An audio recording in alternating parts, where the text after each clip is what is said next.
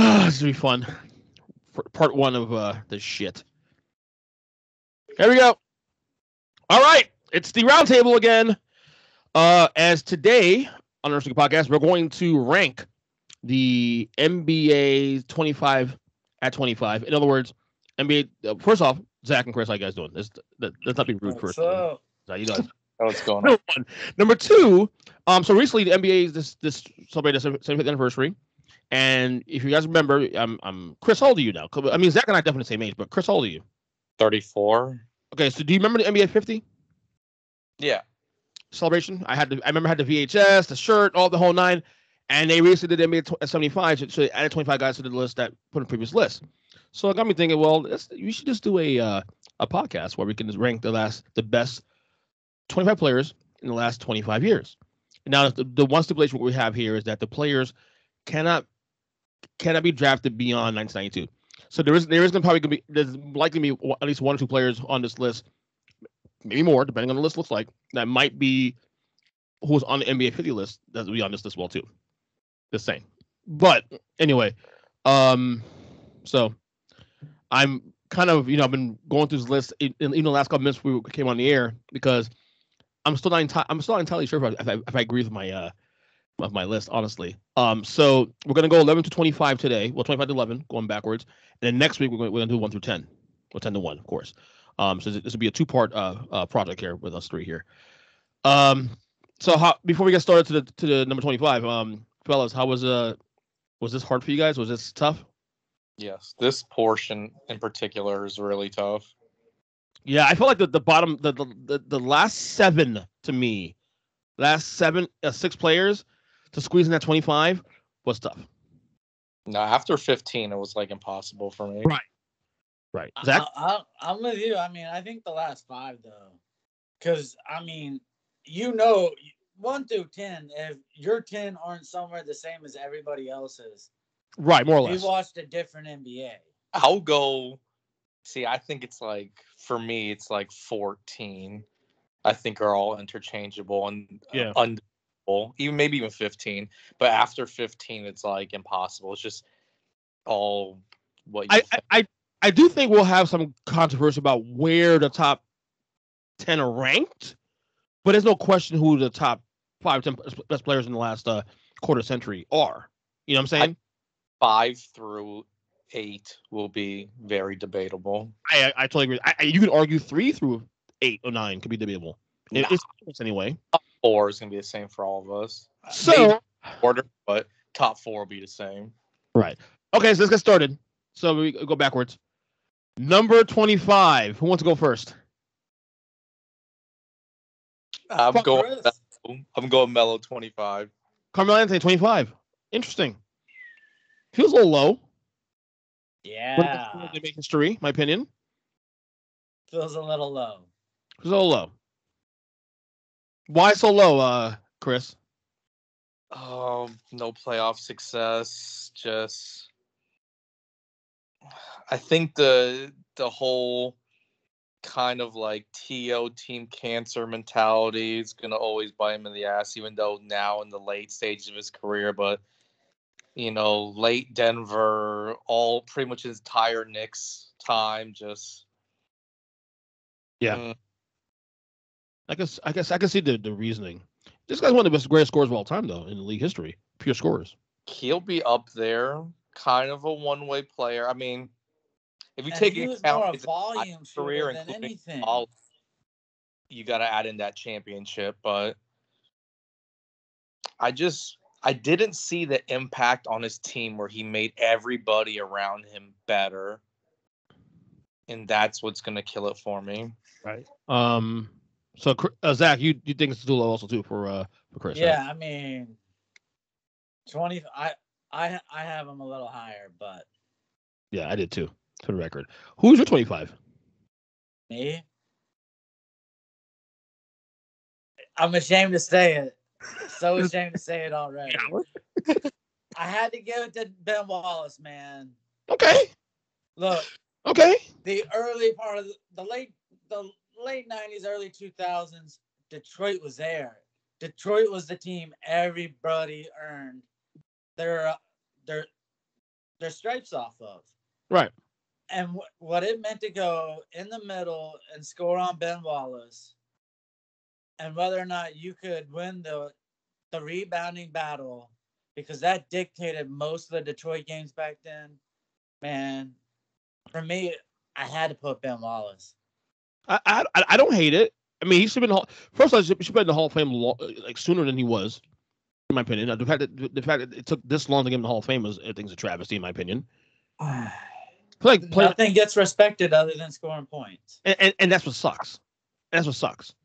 You know what I mean? So, yeah, but you're a one-way player. He wasn't really one way. Rebounds and defense. Rebounds are defense. Look, you think Westbrook's rebounds mean anything?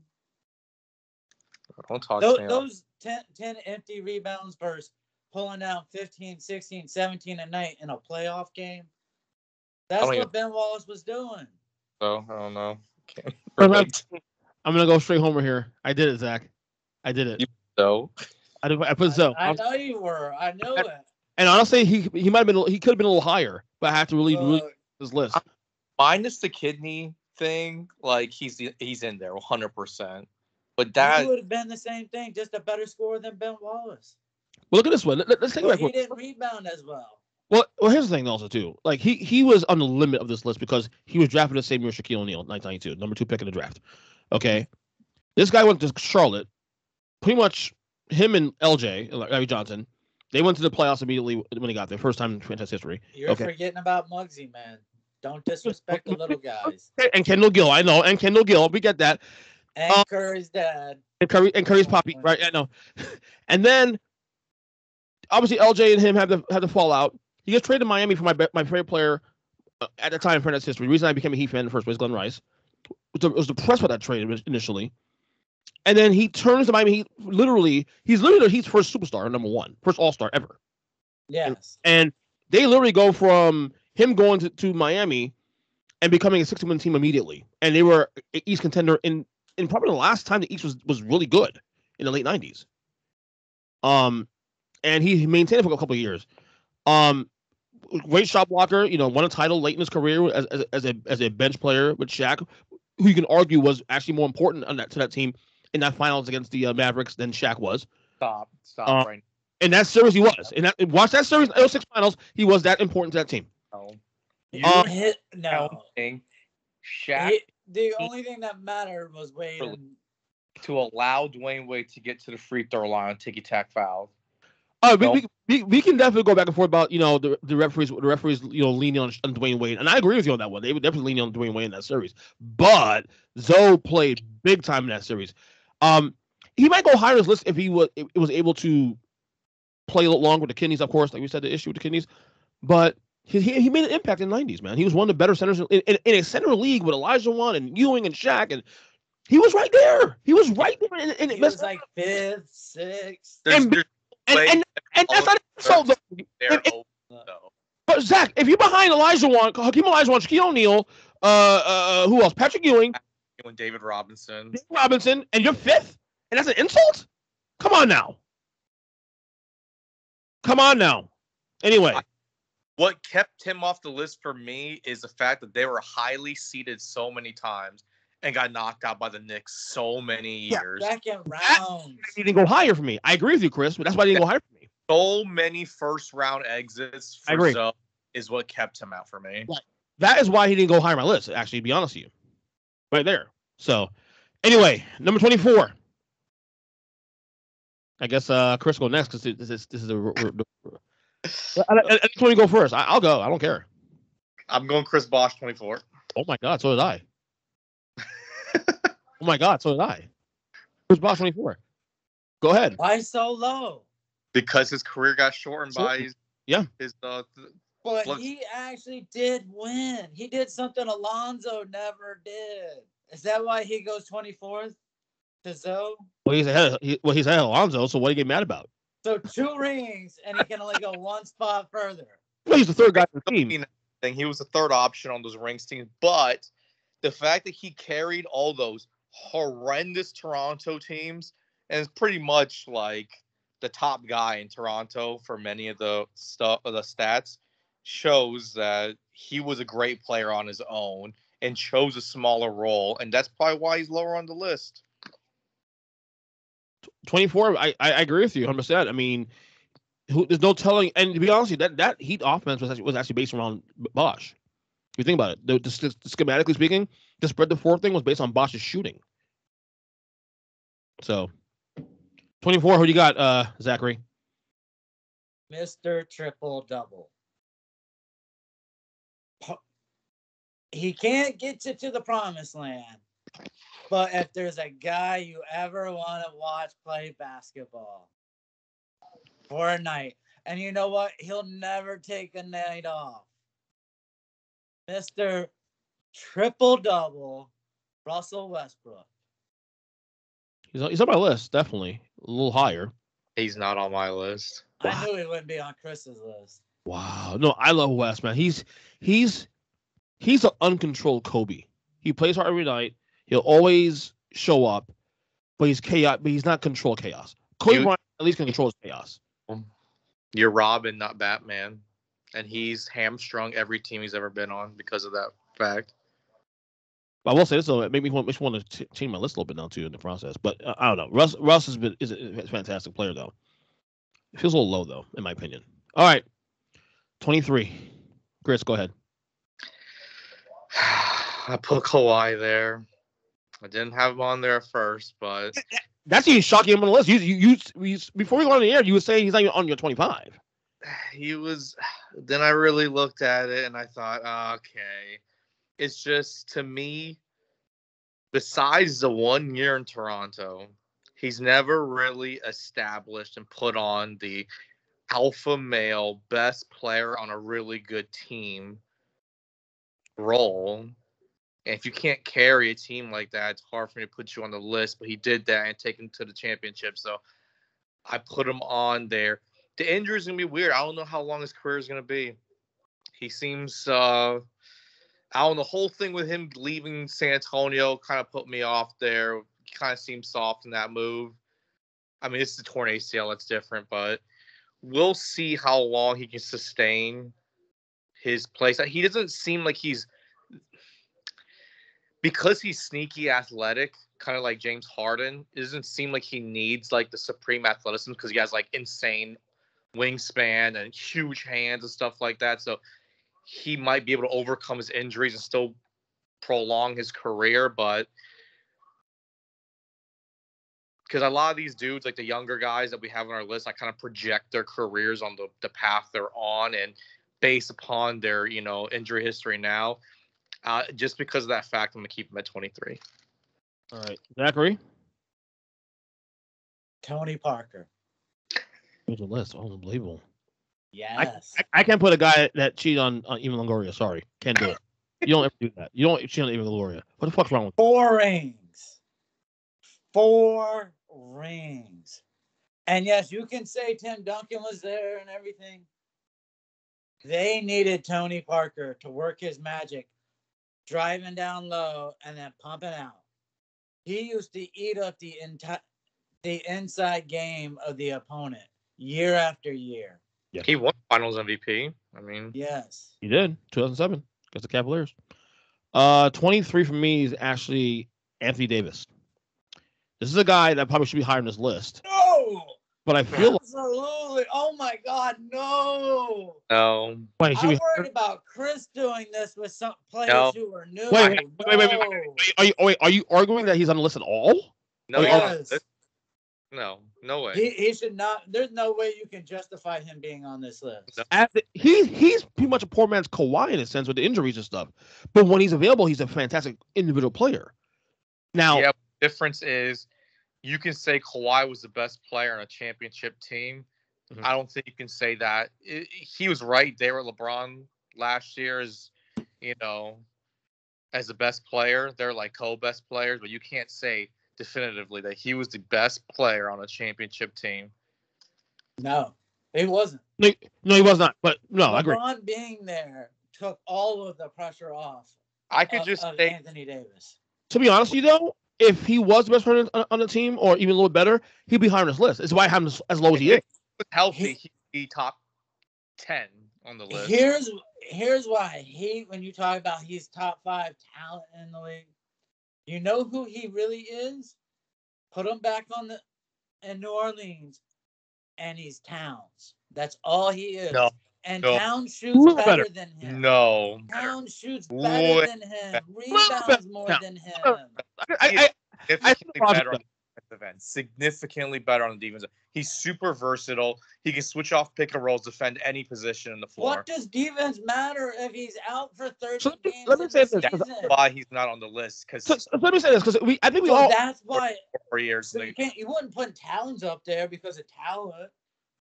No, defensive end Towns is horrible. He's metrically. Here's what I'll say. James could have won with Towns last year or 2 years ago in the bubble. All right. I don't know. Maybe. I mean, you could be right. That's where I think of Anthony Davis out of this list. Because to me, Anthony Davis should be higher on my list anyway, but he's not. You guys have him out completely. I'm assuming.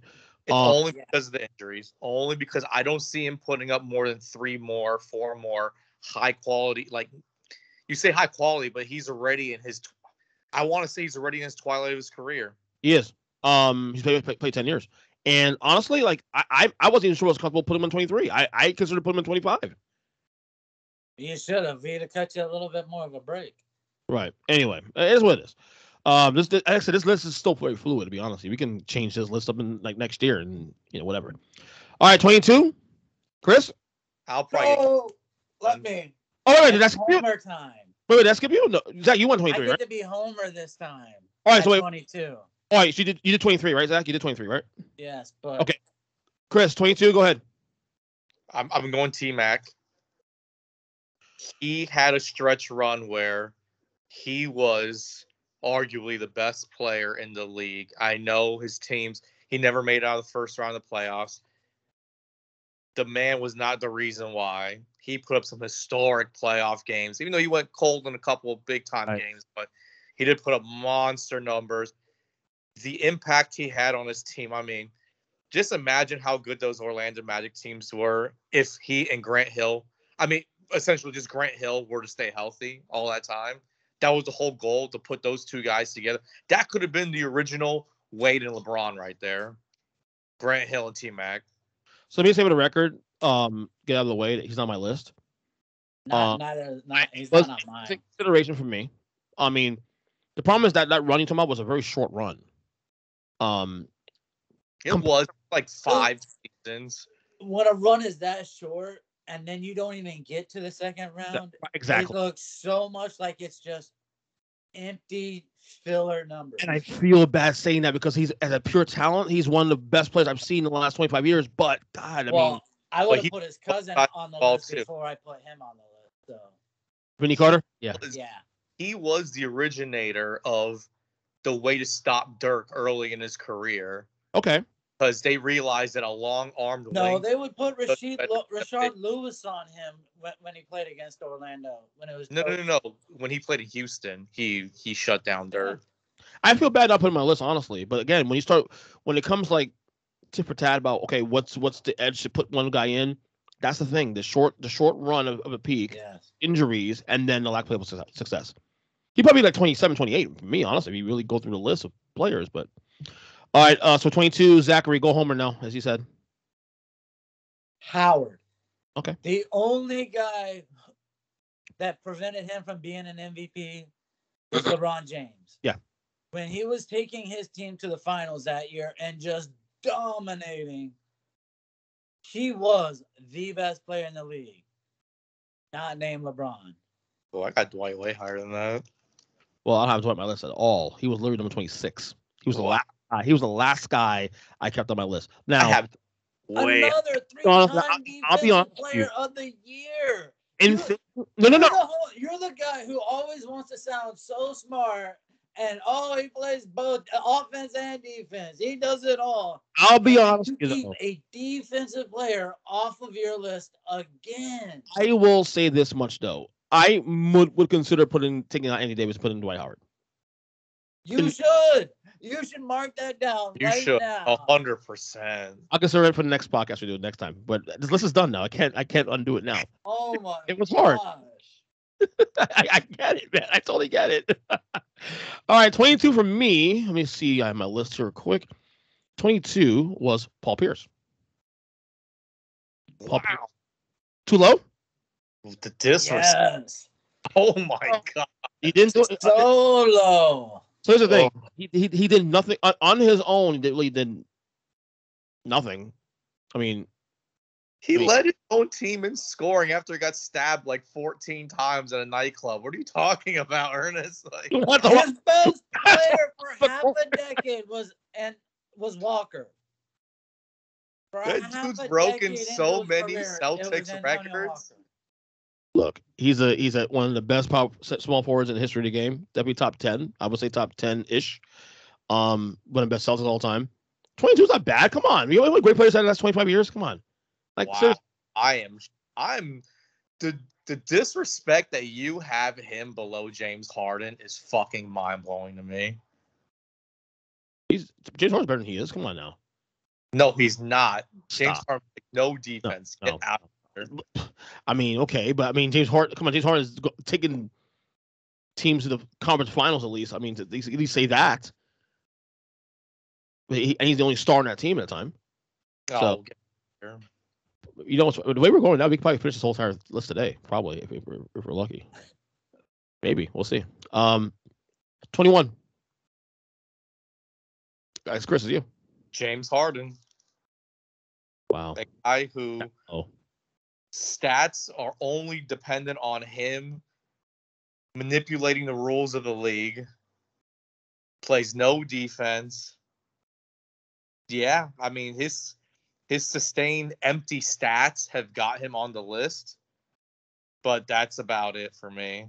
So you know who he is to me in a Very big game.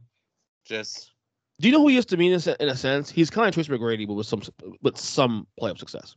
Oh my, 10 times the success of Tracy McGrady. Don't even compare him to Tracy McGrady. Okay, yeah, he will manipulate a guy and control a foul. But yeah, but just put you this way: he's down led the league 10 in scoring field goal 3-4 times. percentage this year. Led just the based on league in assist. You're disrespecting a guy who has taken a team to a conference finals. All right, so that's 21 for Chris. I don't agree with him. I think that's way too low. I can see his argument. Zach, give me 21. What you got? I got Bosh. I love it. I love it.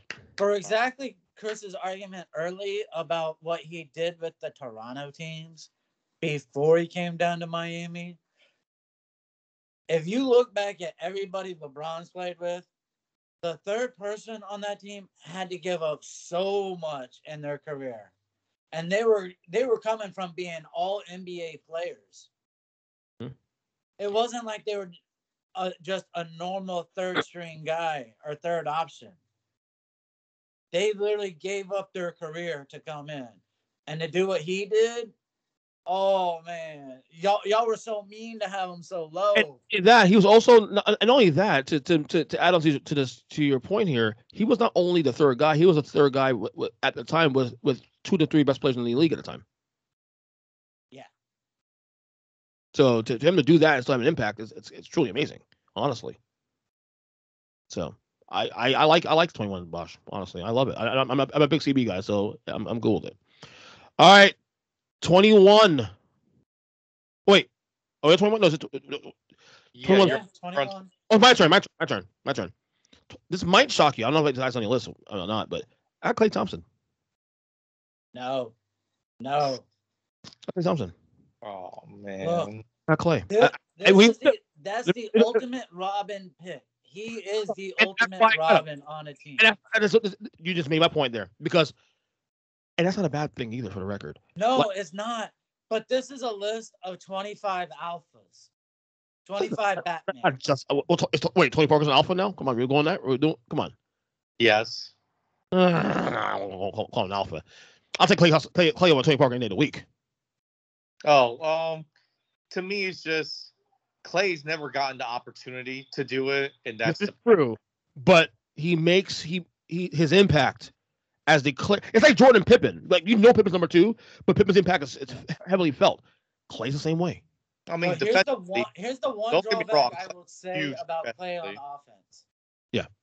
He can't make a layup. Oh, stop. Go back and watch games. He could go 7 of 8 from the 3 and miss a layup. Wide open layup. He is the best pure spot-up shooter the league has ever seen. The catch and shoot, yes. Yeah. But that's what he is. He's a streaky three-point shooter. I won't say he streaky. Is not 25. Streaky. But he's not to 25. Me, until he establishes himself as a Batman type on a team, I need to see that. Even Pippen had those years when Jordan was playing for the White Sox, AA affiliate. Was it Barrington? 220 in AA. Yeah, okay. Yeah. I know. I like Clay. Maybe maybe not on the list. I guess maybe a little high. I maybe should put Bosh in with some of these guys, but I don't know. Clay's impact is felt. Even it's number 2 with Steph Curry. All right, 20. Chris, you guys are gonna fucking kill me for this, but I'm projecting his career. Wait. I think you have the same guy. Probably. Go ahead. No, you guys are gonna murder me for this. I have Paul George 20. I think he's one of the best two-way players going right now.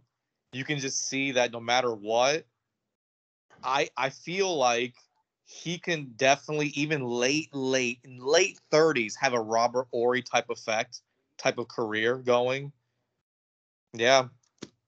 I feel like he's on my list for the record, but I feel like what Zach?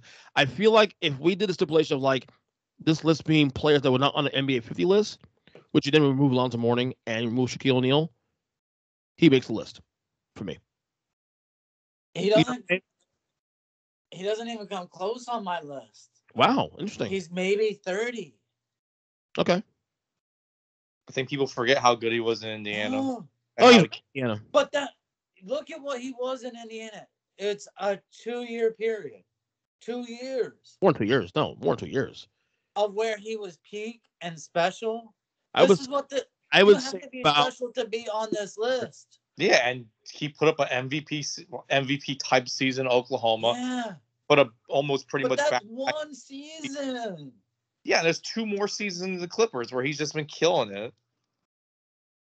I see no matter what, he's skilled enough that his career is going to just keep going to where he will be a substantially high impact player for 6 more years.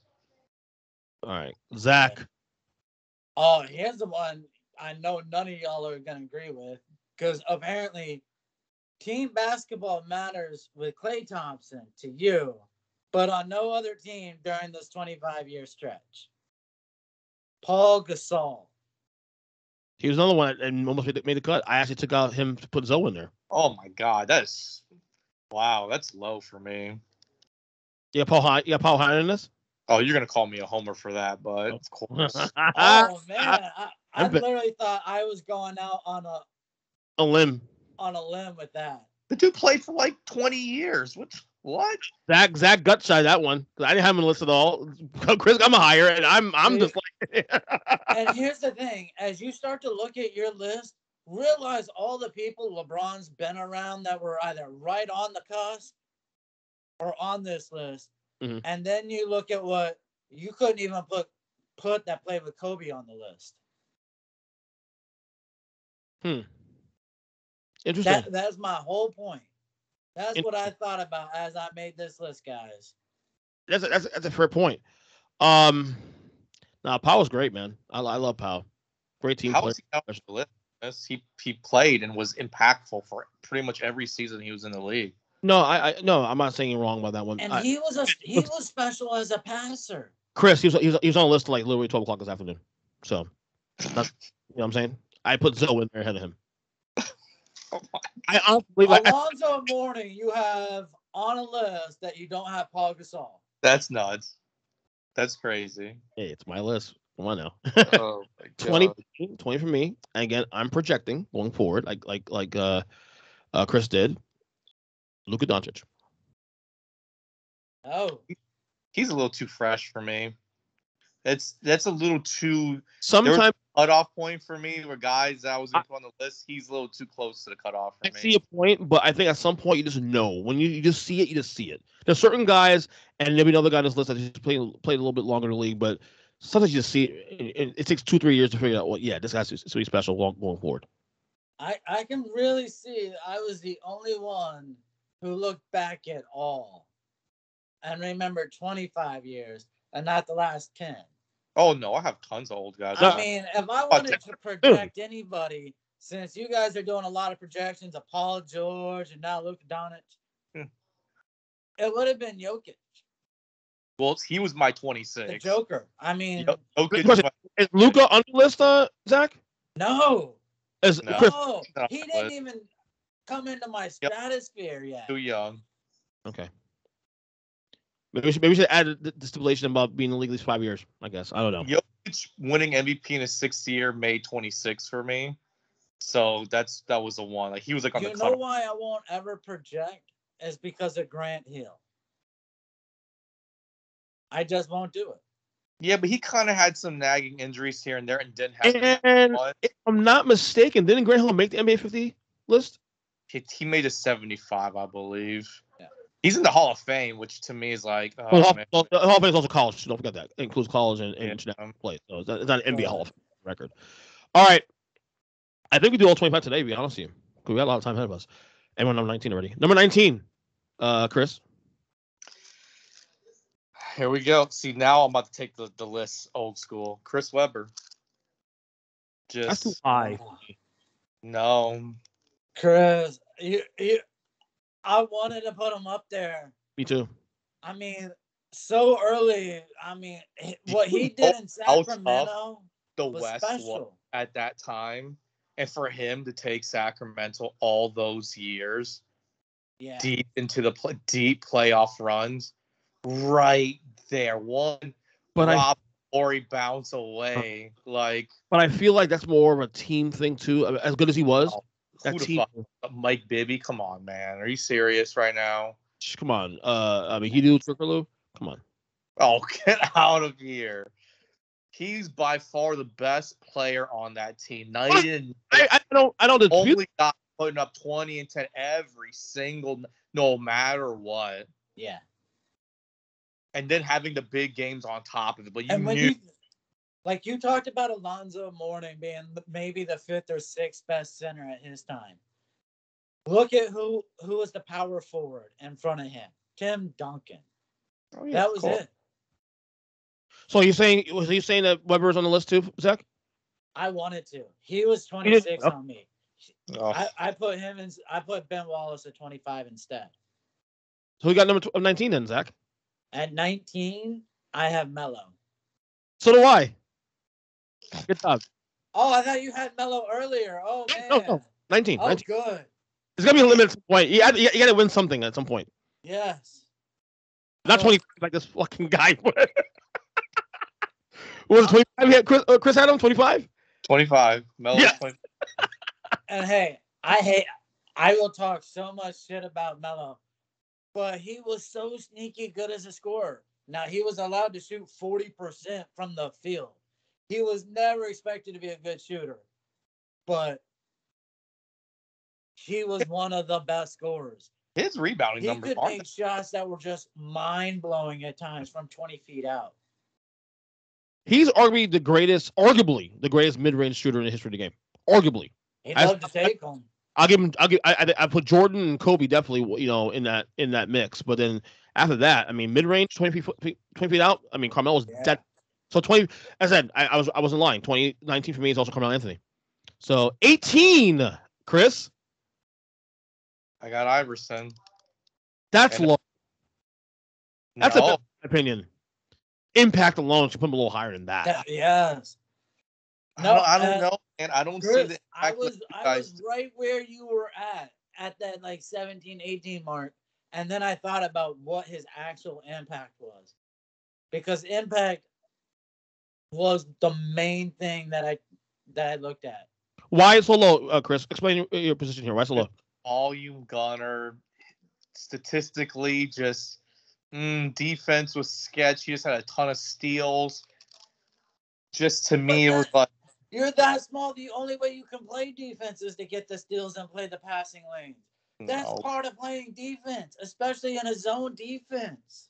I know, but to me, it's just he was really good. Now, granted, the way he cut off his career by saying, if I'm not going to be a starter, I want to play, admirable. But if he would have put together some later years, he'd definitely been way higher for me. But the fact that he went out that early in his career kind of put him lower for me. 2001 to me, honestly, is so amazing what he did that I have to at least, give him more love than that. But I see a point there too. I see a point there also too, Chris.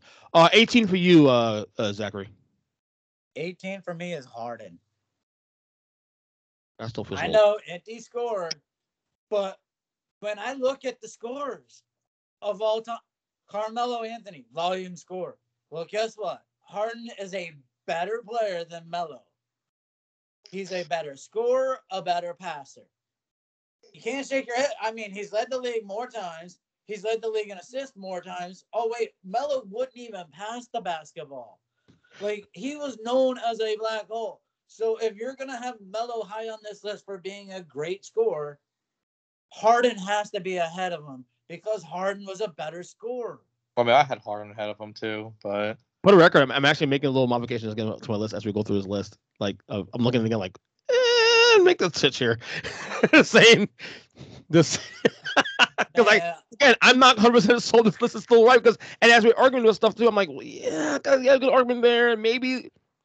I only put one guard scorer ahead of Harden. That's it. 18 for me is Russell Westbrook. Now, Zach, you had him in 20, 24, 20, something like that? Yeah, 24. Chris had him. Did Chris, you said Westbrook already? 0. No, he's not on my list. Right. So I'm the one from gut shot in this whole thing. No, hey, he won an MVP. He's been a runner-up. Yeah. Triple-double. Production-wise, he produces. I can't argue with him being on the list. I didn't put him so high because he hasn't been able to lead a team on his own. I would say if we were doing this list, say 5 years ago, he'd be a lot higher. These last couple years, higher? I think these last couple years really hurt him, to be honest with you. Wow. I just think it shows that he will never change. Right. That's why he's off the list. He hasn't adapted. He hasn't changed his game. He hasn't.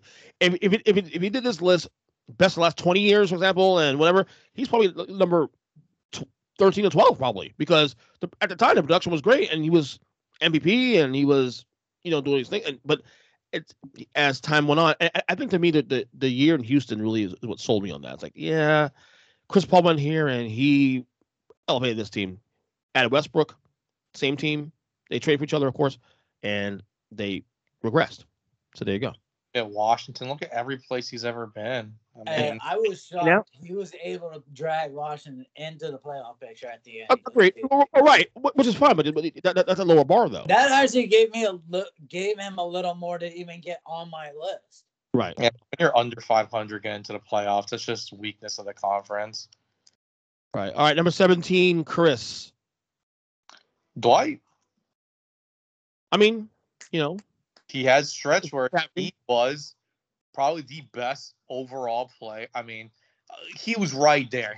When he knocked out LeBron that year, like that was monstrous. Like Paul Pierce wasn't doing that back then. Crossed that hurdle and was able to take his team pretty much all the way there. I mean, if Courtney Lee doesn't miss that alley-oop in game 1, the whole series changes completely. Right. Yeah, absolutely. But the way that he's now been able to reinvent himself, come off the bench, and still be an impact player and accept that role and still dominate, but just in a smaller amount of time, still big to me. Zach, anyone add to that? I can't dispute any of it. I didn't want to be the homer.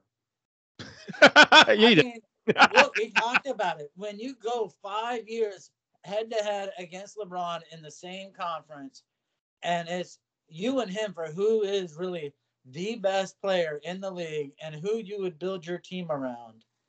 Like that was the argument. It wasn't him and Chris Bosh. It wasn't LeBron or D Wade. It wasn't LeBron or Dirk. It wasn't LeBron or Duncan. For 5 years, it was. And I wanted to put Dwight Howard higher, but then Dude, he was the I most didn't want to be that like, crazy of a homer when I didn't think people respected it. he was the most popular player in the entire league. Like, he was leading the league in rebounds year after year while putting up 20 big points time a game. Defensive player of the years. Like, you can't deny his impact. And when you have that big of a stretch run, even though he's had those injury concerns, he's come back and Right. he's a steady player, got his ring on as a reserve. Just, he looks like he's going to stay in the league for another 4 or 5 years. Yeah. Yeah, 2010, your freeze frame 2010, right when the Big Three started. Your best players in the league: LeBron, Kobe, Wade, Dwight. Yeah. Dwight was a little higher, but hey. You think Dwight had Wade that time? I literally think during that period, it was LeBron, Dwight, 1-2. I was still gonna put Kobe ahead, to be honest with you, but I can see the argument. I can see the argument. All right, 17, Zachary. At 17, this is the projection that he will actually finish out and have a 12 to 15 year career. Just to have any length of career after all of his injuries that keep him out, Kawhi Leonard. Kawhi Leonard will have that 5 to 6 year stretch from San Antonio to Toronto to right when he first got to LA that he proved he could take a team. He could take a good team and win a championship. Let me say this real quick. The titles save him. If the titles doesn't happen, he's much lower on the list. If he doesn't get a title in Toronto, he's not on the list. He's not on the list. But the fact he got the ring in Toronto, being the guy, and unhappy, gets him the list. He won a championship with the Toronto Raptors. Say that 5 times. Make it make sense. He won a championship with the Toronto fucking Raptors. San Antonio said, "Fuck you, we'll ship you to the other side of the fucking border," and he won a championship. Like, there's a guy coming up on my list in a couple picks that is the only reason why Kawhi isn't 2-0 against LeBron when he was with San Antonio. Okay, so it's 2 rings that should have been 3. Okay, we'll get there. It's Kawhi at 17. Okay, 17 for me is Ray Allen. That is the guy that should be higher that I'm talking about. He saved LeBron's ass in Miami. Saved his ass with a 3 in the corner. True. Although we forget that 3 only tied the game and put him in overtime. So San Antonio had 5 minutes and another game to win that series.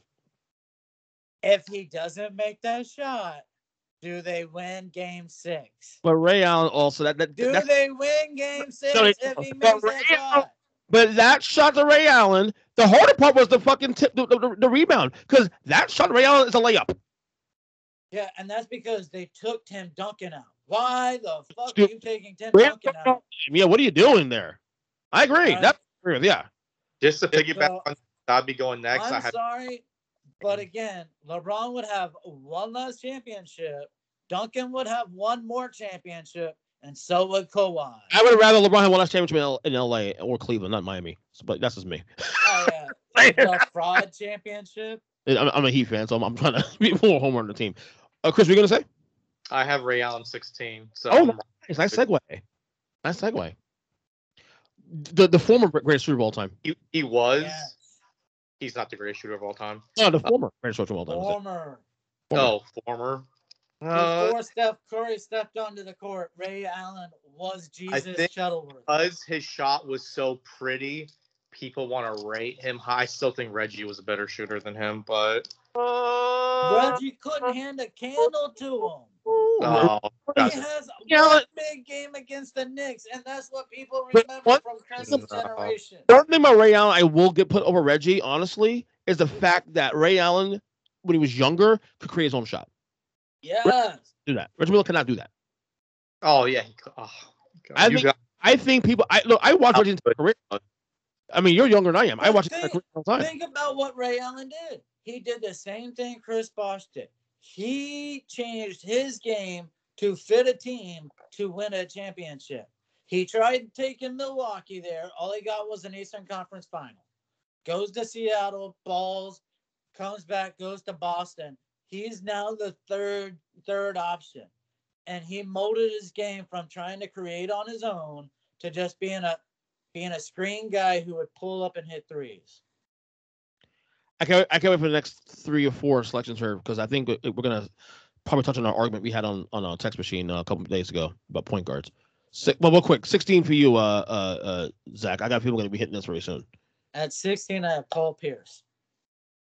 The first of the 3 Boston Celtics to make this list. Mm-hmm.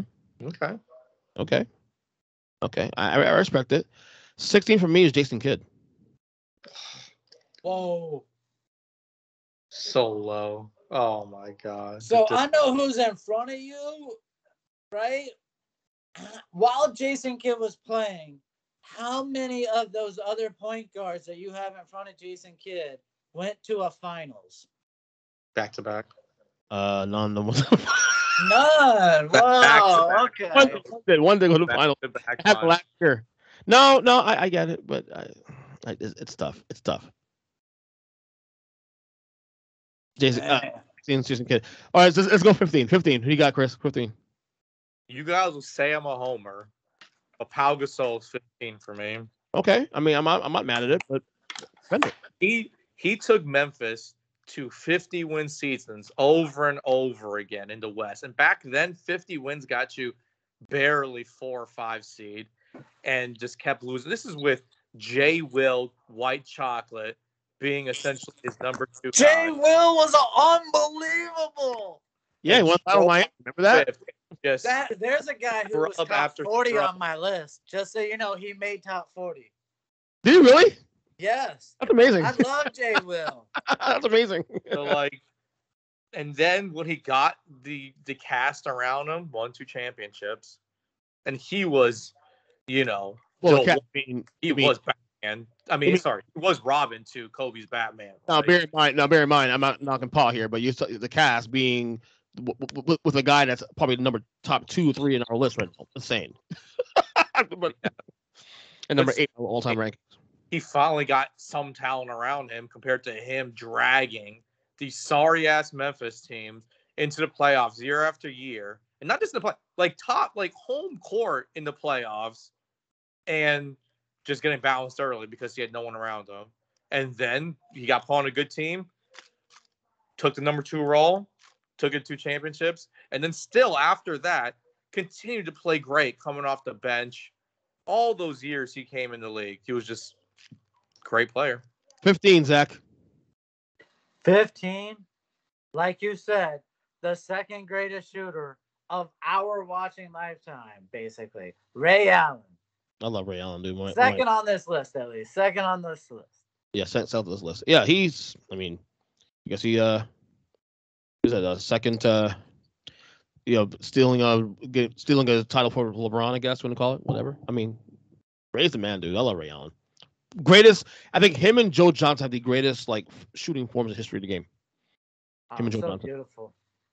I thought Joe was 27 for me just because he won so many big 3 championships and MVPs and stuff. I thought you were joking. He said that on text. What are you talking about?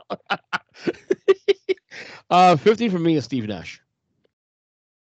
Whoa. We're diving into some controversial waters now because we had this discussion on text for some listeners of the podcast about who would you rank higher, Chris Paul, Steve Nash on an all-time list, and it was some I think Zach had Nash up there. Oh yeah, Paul. All right, so first off, I'm just gonna hate on you for the simple fact you have both of these guys that we're talking about, Kidd and Nash, way too low on your list. But Nash, most underrated shooter there ever was. Yeah. When you look at his stats, he was top 10, if not top 5 in threes, free throws, field goal percentage as a point guard, going into the paint and scoring. Mm-hmm. How he carved up, he was so amazing. It's like watching a guy run an orchestra, and it was just so beautiful the way he would carve in and out. You know what's funny, though? The funny thing is, leading into this, I have Nash at 14, so... Okay, the next segue, right? Nice segue. Yeah, that's the next. So I have Nash 14. If he, during his prime years earlier on, had more success, he'd be way higher on this list. I agree. But the fact that finals too, so late is what keeps him. That and poor defense. His defense was atrocious. Yes. And that's what knocked him on my list. That's why I have Kidd ahead of Nash. But yes, Nash to me is super underrated. Dude, he was like one of the first, like, could have been like 50, 40, 90 players. Like, his shooting, like, stats are unreal for percentage wise. Just never took bad shots. Just never took bad. His turnover to assist ratio is so beautiful. 3-1. And I mean, it's beautiful 3-1. 14 for you, Zach. 14 for me is a guy came out of Southern Virginia when I was living in Southern Virginia. There were two guys that were talked about every night on the weekly news. Allen Iverson. I like it. He changed the way in which people watched the game and reacted to the game. One thing Kris said that he created a dress code. He did. He literally created a dress code for the NBA because of how people viewed him. I will say this much though, and Kris made a good point earlier when he had his Iverson selection. His years, like his total career, was actually shorter than you realize. And every one of those were special in Philly. He came out like a bolt of lightning. Yep. The impact is the problem. The thing is the impact. Not your problem. The impact is just too much, too big to ignore. That's the thing. He probably should be lower on most people's lists, but because of the impact, he said the dress code and the 2001 run. I mean, you have to. But then you start to think of who he came along through. You had Shaq in Orlando. Way more dominant. You still had Michael owning the Eastern Conference. Mm-hmm. Yep, that's true. Next thing you know, LeBron is here in 2003. And yet he managed to keep a shine on him for so long because he was so special as a scorer. I'll tell you. And when you talk about talent and handle, it's not Kyrie. It was this guy right here. No AI. No doubt. Go ahead, Kris. This is a real barometer on someone's impact. The only time in my entire life that Nikes weren't the most popular shoes were when Allen Iverson, when the Answers first came out, those Reeboks were like, everyone was wearing them. And in the shoe game in basketball is a real barometer in like someone's real popularity and impact in the game. And the fact that he had that pretty decent stretch of having the most popular shoes was, it's a big thing. No, I agree with that. I agree 100%. 14 for me, that's going to be James Harden. God. You need wrinkles. What are you mad about? And Zack had him like close to me anyway. What you got Harden again? 18. Yeah, so I'm not far off. We're not far off. 3 spots higher than me. Yeah, I if Harden makes even one finals in that little 3-4 year run in Houston, he probably goes even higher on this list. Well, no. If he makes one finals, this is where he is on the list. He's not this high on the list. Look at where you're putting him ahead of better point guards. Point guards that actually would have to carry their team to a finals. Well, I'm rewarding. I guess in any case, you're rewarding scoring over everything. I'm also rewarding also regular season success, winning 55 plus games every year with a pretty much a It's pretty much Harden and then everybody else with a solid team but no stars. Chris Paul gets there and they will elevate for a year or two, and then beyond that, that's about it. If he goes to one finals, if they beat the Warriors in that conference finals, back in 2018, we're having another conversation about James Harden. But you know what's funny about that team? Yeah. Back then, you wouldn't think he was that impactful player, but now you would say he's an impact player. PJ Tucker is on all those teams. Of course they are. Back then, you don't say he was an impact player, but he's been Harden, players until his career. But we don't know that because James Harden elevated those guys, winning 55, 60-plus games a year to get to the spot to where they're at. You got to get there first. Those guys and Clint Capella's and all that, he had pretty good team. Yeah. Yes, Clint Capella is an unbelievable. But until those guys leave Harden and they're still succeeding, that's how you know they're good. Like all those dudes on those teams still went on to have great careers without James Harden. Well, the difference is a lot of those elite players, without those elite players, they weren't shit. Well, the word "great" is a little bit embellished, but I see. Okay, Ernest, how far did Atlanta get last year? Conference finals. Yeah, Clint Capella played for him, right? Yeah. Played for Houston, right? Yeah. Okay. Okay. 13, Chris. Paul Pierce. I have him the highest out of all you guys, but that's pretty high. I respect it, but it's a little high. That man, those battles he put on. You're talking about this guy matched LeBron tit for tat in so many of those fucking Eastern Conference Finals games, and just in all those playoff games, he always came up clutch. The thing is a clutch thing too. Always was clutch. I'm gonna say that if we're talking about clutch players last quarter century, he's definitely in the top 5. That's what keeps him in the top 15 for me, is the fact that not only was he clutch in all those game 7s when they needed it, Paul Pierce is always the guy that led the big 3. He was always the guy that put the team on his shoulders. So annoying though. God, I hate this Paul Pierce. I hate it too, but at the end of the day, you gotta. Paul Pierce was the only one on the team asked to not play defense. Only one on the team asked to not play defense. He played enough. He's not one of these other guys. No, literally, think about it. Garnett, all defenses. Rondo, all defenses. Ray Allen had to guard the guard, who was the better offensive guard at that time. 13, Zack. At 13. The most underrated shooter this game ever saw. He is number 3 on he's number 4 on assist. He's white. Steve Nash. Of course he's white.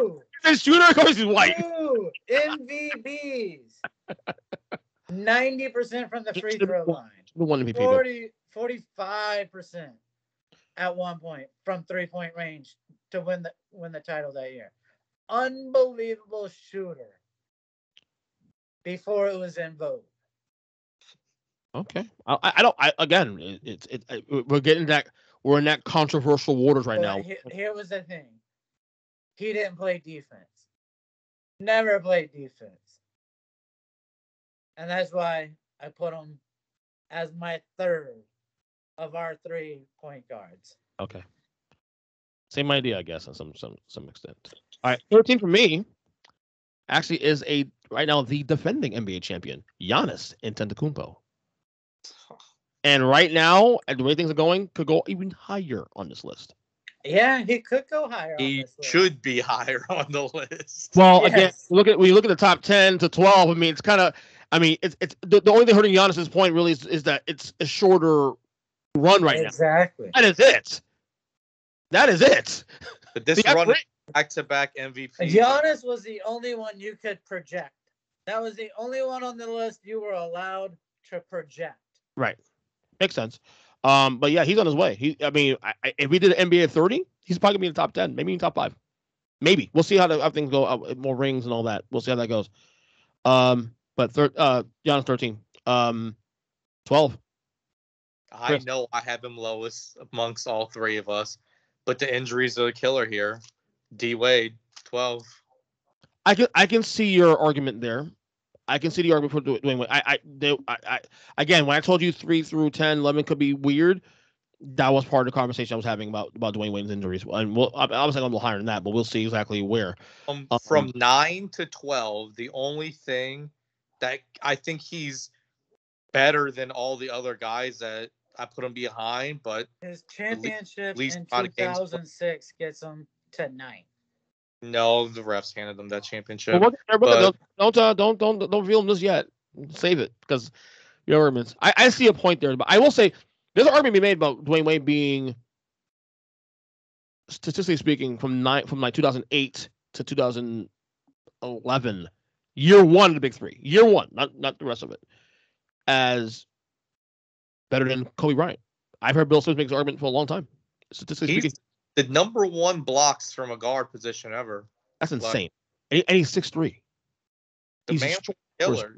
If it wasn't for him, even during the big three time, missing 20, 30 games, I'll defend why he's higher on my list because the point is actually made, but I'll defend why he's higher on my list. 12, Zach, go ahead. At 12, the nut puncher, Chris Paul. So do I. 12 as well. Got him there. Chris Paul was. Here's a question for you guys. Chris Paul was a title in Phoenix. Is he higher on this list? Yes. But he has to actually win the title. Chris Paul has elevated every single fucking team he's been on. Every single one. You're a point guard. You're supposed to elevate. Okay, he took Oklahoma City, a team that I remember the press clippings back. OKC, 2 years ago? That was a salary dump, essentially. OKC. One of the worst teams in the league was projected to be. Okay, and we thought he traded at some point that year because it was a salary dump. Instead, they're a fucking 5 seed in the playoffs. Every team he goes to, they elevate to another level. If Chris Paul's getting hurt after Game 5 of that conference finals we just mentioned, but James Harden, they probably go to the finals and beat Kevin Durant's Warriors-led team. You guys have him way too low. What hurts Chris Paul in this argument here, and I can argue maybe a little higher because of some of the guys, but when I see some of the guys on my list, you can't argue higher. I can argue slightly higher, slightly. Maybe number 11. 11, 12, and 13 are the 3-point guards. Well, okay. You have the top 10 that cannot be argued about. Right. I would see my ceiling with Chris Paul right now would be a number 11 for me, which I'll see who number 11 is in a second. Go ahead, Chris, number 11. Take it up. You guys are gonna crush me for this one. Wait. Oh yeah, you had it, Chris too. Go ahead. You guys are crushing for this. Dirk, 11. That's low. Yeah. I got high. Dude. I got much higher too. Early career failures will always mar him.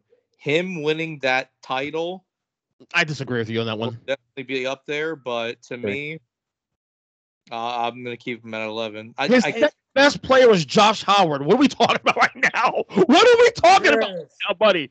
Look at who stood in his way his entire career. It was Shaq and Tim Duncan for 15 freaking years. It was Baron Davis and the fucking Golden State Warriors. Okay. But, you can't lose his number 1 overall seed. That's gonna kill you in my rankings. But his production in his entire career. He beat the Big 3 Heat, though. I know that. Yeah. And it's one of my worst sports moments of my life. He's also not the greatest defensive player. Let's not kid ourselves. No, but he is the second greatest big man shooter there ever was. Besides one guy, everyone else, there's only one-way player higher than him. He's the highest one-way player I have on my list. Dirk is my second highest one-way player, but I think some of y'all are pretending guys are two-way players that aren't two-way players. Well, Paul George is two-way player, but okay. Where was Paul George? Way down the list. That to me, that's low. That's actually a lot lower than I have on my list. I actually had him higher on my list until like an hour ago.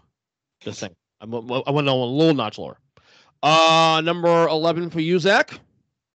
Number 11 for me is the greatest point guard of the generation. J. Kidd. Second in assists. Second in steals. when you are number 2 all time, and you took a New Jersey team twice to the Eastern Conference Finals, something that, you know what we also give?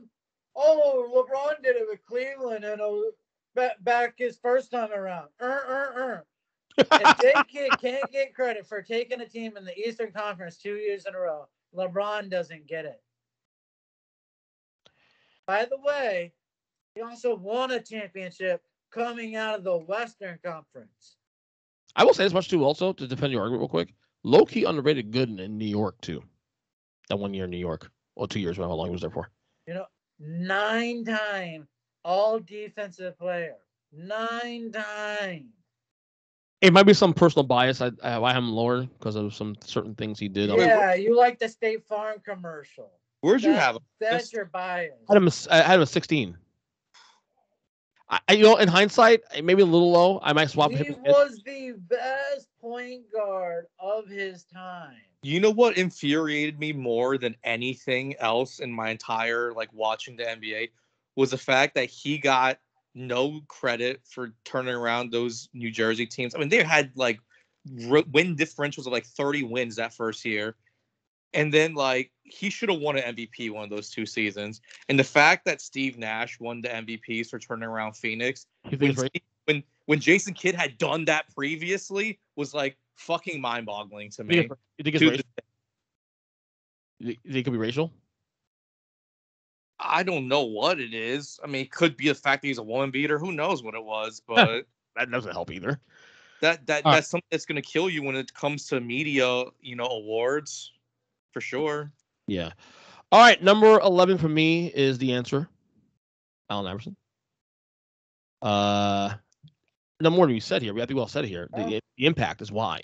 You chose number 11, the first one out of the top 10, to be the greatest scorer that wasn't in the top 10. I mean, if it wasn't for the impact, he'd be a lot lower on this list, dude. Honestly, let's be real. If it wasn't for the, as you said, Zach, the dress code changing and all this stuff, he's lower on this list. He was a 7-time All NBA player. No, I agree. You know some of the guys who didn't even make an All NBA more than twice, 3 times, and he made it 7 times. Where's he on your list? He's 14. I'm higher than you do. So why are you arguing? Why are you arguing against me? I'm higher than you do. You did. Go on now. I win. Yeah. All right, we're gonna do this whole list tonight. We have another 50 minutes to go, so we can do this whole list now. Fuck it. Number 10, Kris. J-Kid. Okay. J-Kid. He, even though earlier in his career he had the jump shooting thing, he turned that around real quick. Ended up finishing in the higher 30 percentage for 3-pointers, shooting 40% when they won that title with Dallas. Literally was one of the reasons why D Wade had that first finals was because J-Kid pretty much put the clams on him. Yep. And was able to transform his career, but just off the bat. Kind of Chris Paul-ish. It kind of Chris Paul-ish late in his career, elevating certain teams a little bit. The Mavericks got a little umph in that finals run. The Knicks got a little better with him that 1 year or 2 years he was there in New York. Yeah, I guess I can see the argument there, definitely being a little higher. Definitely. 10 for you, Zach. This is gonna be fun. 10 is gonna be fun. But the number one thing for me, though, real quick, just the defensive thing that Zach pointed out. That's why he's there. Defensively, just elite. Honestly, if I did this list again, I might put him a lot higher. Honestly, looking back now. All right, Zach, go ahead. Number 10 for me, Giannis. Ooh, higher than me. Wow. Yes. Headlines okay, here. he's already won the ring. All yeah, right. ready. Defensive Player of the Year, League MVP. Twice. We saw what he did in the finals to win it. All right. What he did in the finals, I never watched another player do in my lifetime. Jordan never had a series like that. LeBron never had a series like that. So if he just stays healthy, I don't care if he doesn't make a playoff again. All right. he just stays healthy and just puts up numbers now, I couldn't leave him out of top 10. Him going to more playoffs will only move him up further on this list. But I couldn't put him higher on this list as of right now. Got higher than me. So, I mean, respect for you. And Chris didn't even mention him yet. So maybe he has him higher than you. I'm hiring both of you guys, yeah. There we go. So we're projecting the same way. Here's number one. His knee snaps back and looks like he's out for the year after that, and then comes back 2 games later and fucking just obliterates them in the entire finals. Yeah. Unreal. And he's a great guy. He's a great dude too. He's a great kid. Great guy. All right, we're at number 10 still, right? Yeah. 10. Then for me, it's KG, Kevin Garnett. Ooh. Yeah. And if you didn't watch Minnesota dominate, I mean, he has MVP also too in 04. These only did in Boston. Leadership, sacrificing offense for defense. Everybody sacrificed offense for Paul Pierce. That's why he was the worst one on the list. Oh, I agree. Absolutely. Even me. That's terrible. He was one of the best. I mean, look, he's one of those guys. I hated him, but it was a respect hate. Like I hate you. Like I hate the Celtics. Hated you, but I respect the fuck out of you. He was that guy to me. Yeah. You know what I mean? So KG, I hope he gets on podcast soon because he's fucking great. Also, like, but just talking in general, this is great. Great content guy. All right, number 9, Chris. It's funny how many times this happened, but I have KG at number 9. Now we get to the point where you know who the top, like pretty much within range. You got a two-way player. You got to play defense to get on this top 10 list. Man, year in, year out, played defense. Got his ring when he was finally surrounded by more talent. You can't ask for anything else. Had the longevity. Just anything you could have asked for, he had it all. Good shooting splits. Numbers were always there. Not a bad mid-range guy either. Put the team in bad positions. Just not a bad mid-range guy either, for the record. Not bad. Oh, fantastic. Yeah. Zack, number 9. I heard this smart guy say just a few minutes ago about how this guard has the all-time block list. Chris, what was his name? Dwyane Wade. Dwyane Wade. Yep, I got Dwyane Wade at number 9. To me, the man who won the 2006 championship.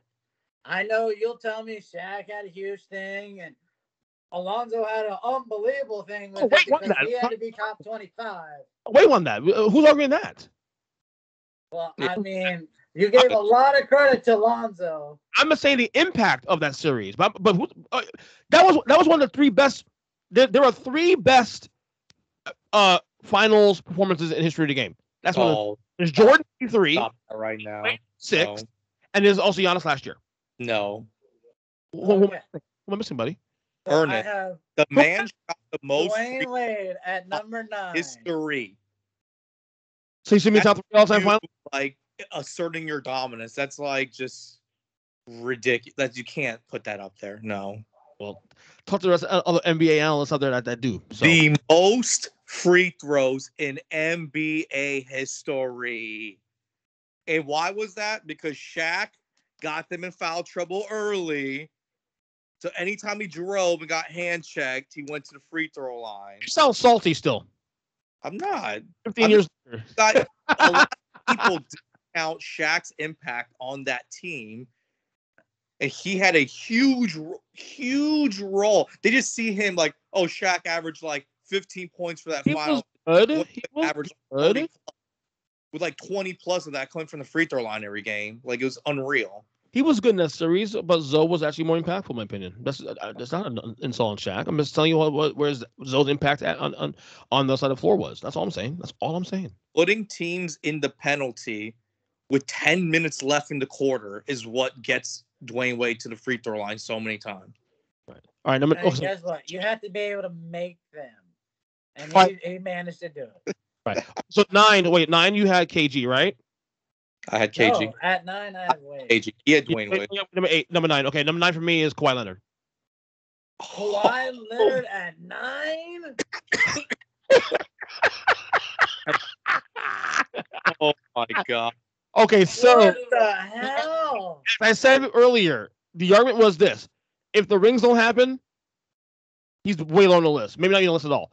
But the fact that 6-year run, as Chris said, from 2013-14 to was it 19 when he went to Toronto, and maybe the first year of the Clippers, one of the better runs in history of the league. He's going to have 4 seasons during his prime ages where he didn't even play. I got to take time off when I finally do come back to play. Right. But when he's on the court, do you know what being in the top 10 means? It means wanting to play basketball. Oh, right. But the thing you is, have to actually want to play the game that you get paid for.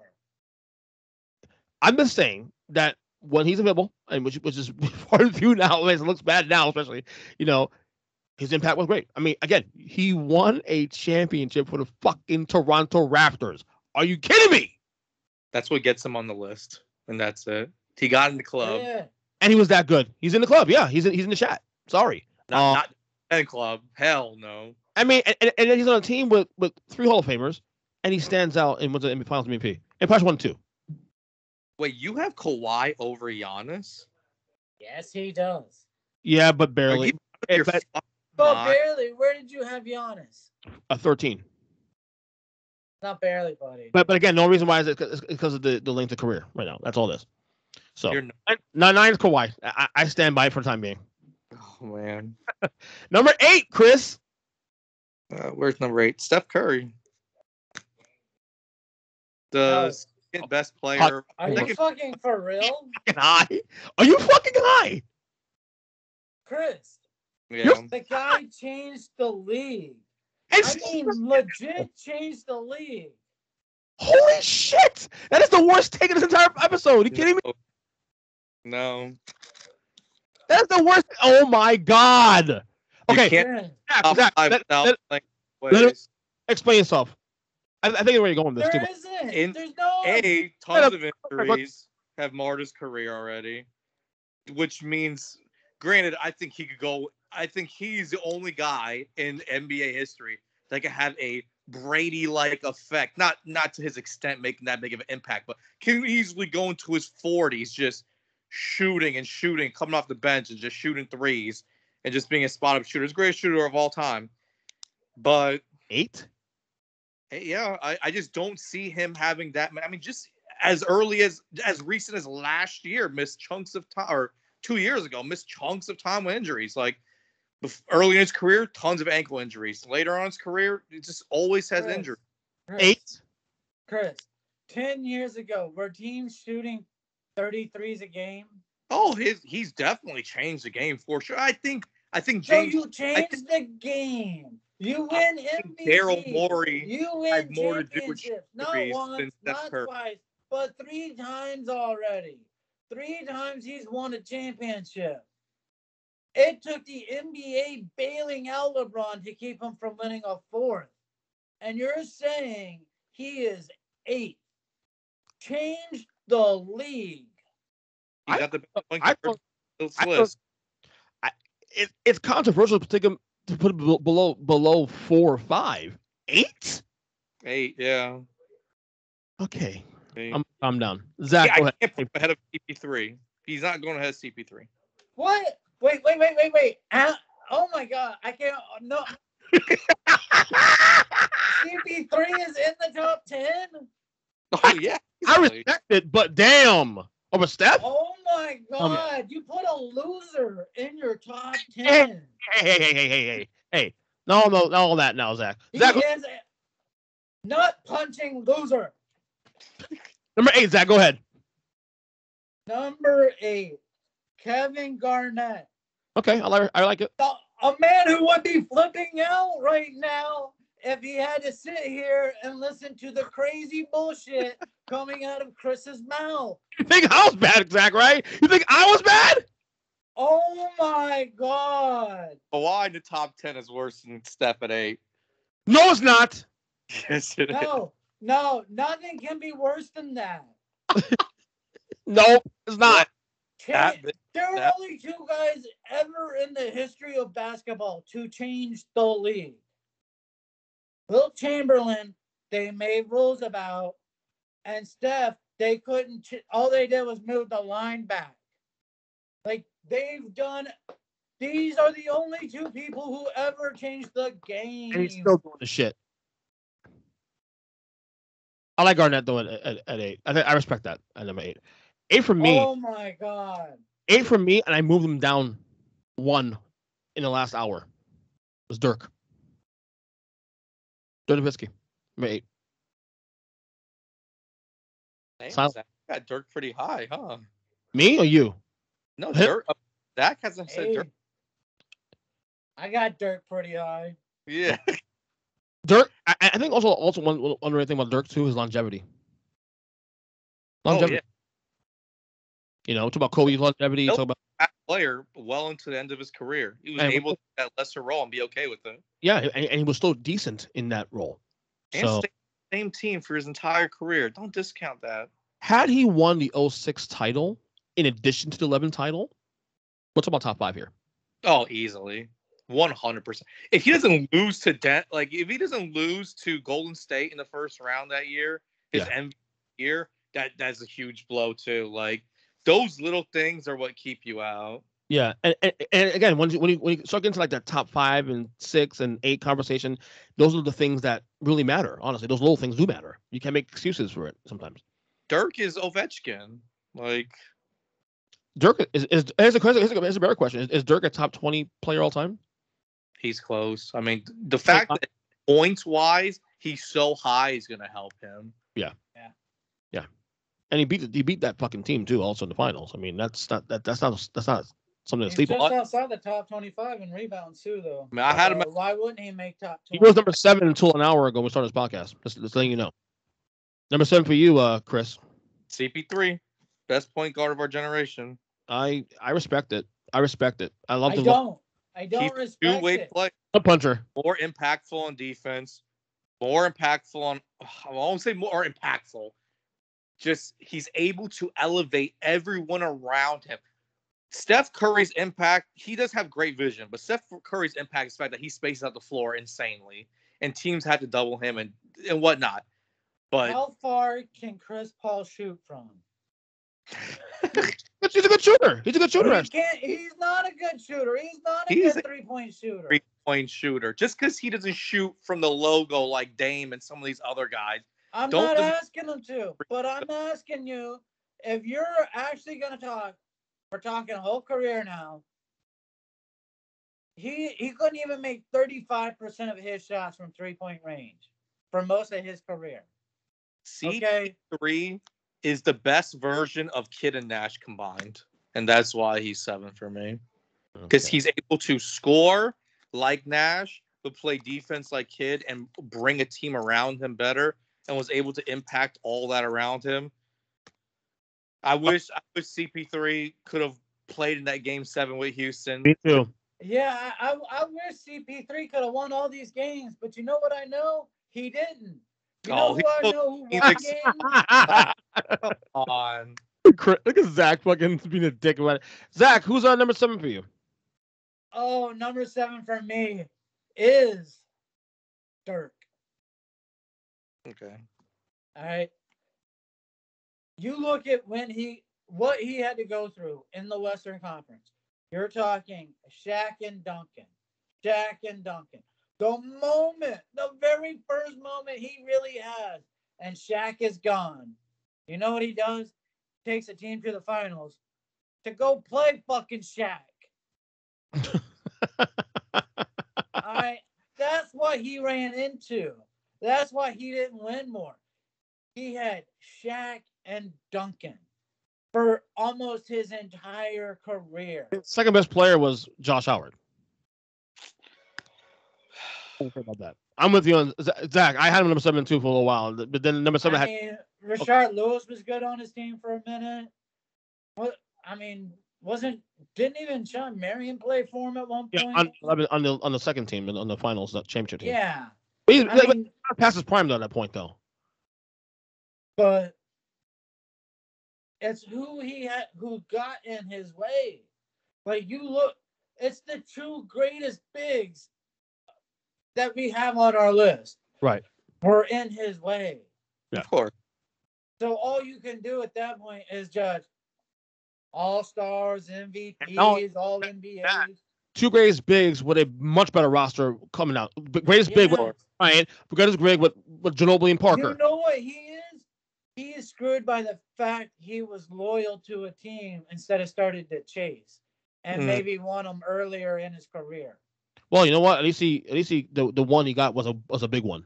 You know what I'm saying? Oh, absolutely. You gotta remember, when we're talking about the failures, being up 2-0 in the finals against the Heat is gonna kill him too. Of course. You're up 2-0 in that series. Oh, I agree. That's number 7, number 8 for us.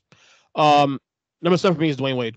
I swapped Wade and Dirk because is that the Kawhi problem that you said, the injury stuff? But Dwyane Wade's highs are so high that you can't ignore it. Exactly. 6'5". Exactly. How about this? Probably his most underrated performance of his entire career. Game 4 in the 13 finals. We talk about the Ray Allen shot. We talk about, saving the series. If Dwyane Wade does not fucking ball out in Game 4 after having a knee issue in that series, that series is over in 5 games. We're not getting a Game 6. That Game 4 in the 13 finals against the Spurs in that series saved that fucking series for the Heat, honestly. And the injuries hurt, but his highs are so high. And then, like I said, those 3-4 year peaks, the numbers say he was better than Kobe Bryant in that 3-4 year span. I wouldn't say that's the case though, but the numbers do reflect that. One of the things that also say he had a better team during that point. Who, the Heat? Yeah. No. Shaq, Paul. This is LeBron. This is pre-LeBron. This is a Wade with Jermaine O'Neal and fucking parts. Kobe already has Butler. No. Kobe had that point. Had Paul Gasol. The ring titles. Yeah, Paul Gasol, and Wade in 2006 had like Caron Butler, Lamar, Shaq. I'm talking about Wade 08, 09, and 10 prior to LeBron. Those 3 years. Oh, that's what I'm saying. So to me, if the only reason why Wade's right outside of top 10 for me, besides the injuries, is the fact that I don't think at any point in his career you can ever argue that he was either the best player in the league or best player even at his own position, and that's what really hurts me. Because that guy is literally probably the top 2 of our list. But it's all that around. If he doesn't have the injuries, it's going to bump him in easily top 10. But for me, that's what kept me out for me. Number 6. I think these next couple are going to be very controversial now. Let's go. Let's get into it. Number 6 for you, Kris. Giannis. Wow, I respect that. I respect that, dude. I respect that. You're really projecting though, right? You're projecting another championship. You got to be projecting another championship. Even if he doesn't win another one, you go back to MVPs and the way that he's going to sustain this dominance. The thing about it, he has that like freak LeBron gene where physically and athletically, I don't think he doesn't get these like nagging injuries. He doesn't miss that many games a year. The guy doesn't go down. He just missing finals and a whole nother season. Just barely missed it with injury. Like, to me, the fact that he bounced back though just shows that I think he'll bounce back just like that for the rest of his career. And I see his prime going. Like at this production, 6-7 more years easily. Yeah, I think it's still, in my opinion, he'll get the jump shot eventually. I'll say it's a little high, but I respect it. Zack, number 6.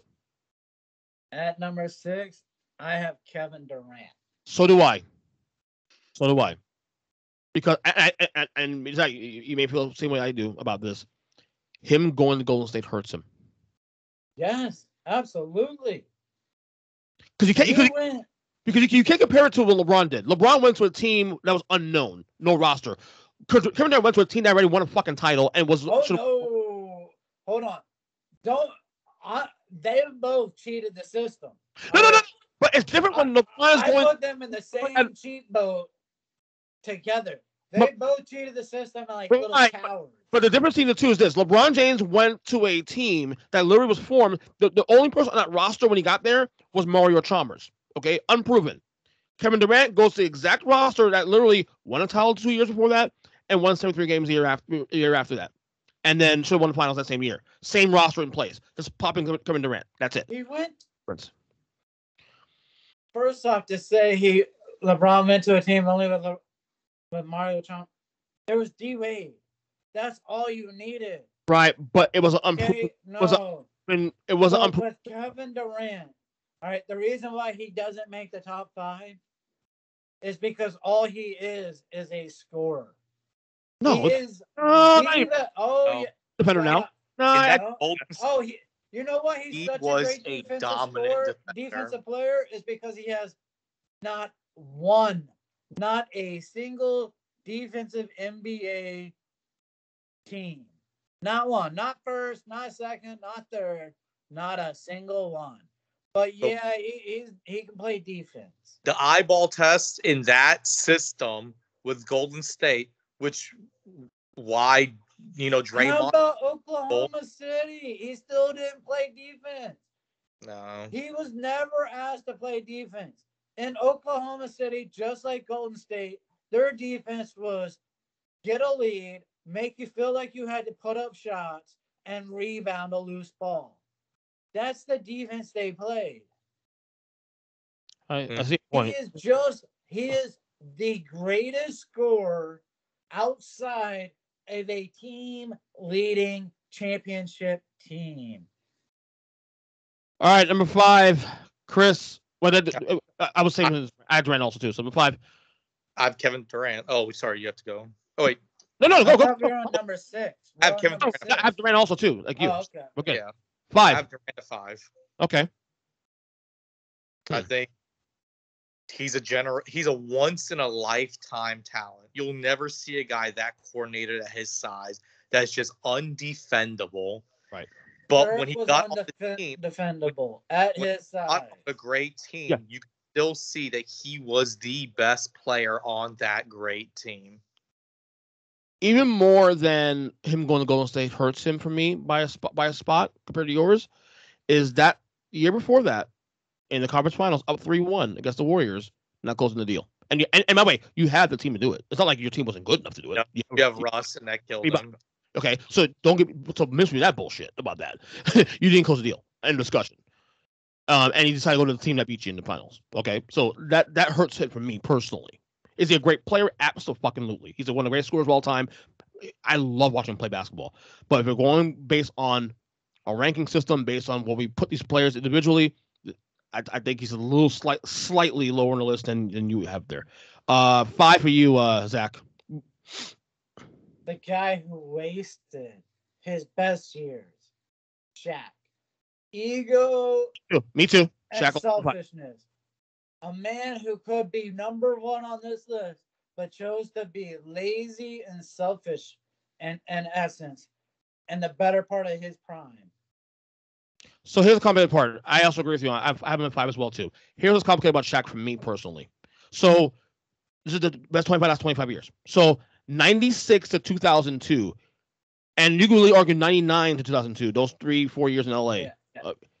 One of the greatest forces in the history of basketball. Absolutely. Amazing. But he unstoppable. As you said, and the only reason you said that real quick, he tailed off so badly after 2002, 2003. Because he chose to. Right. It's your fault, Shaq. It's your fault.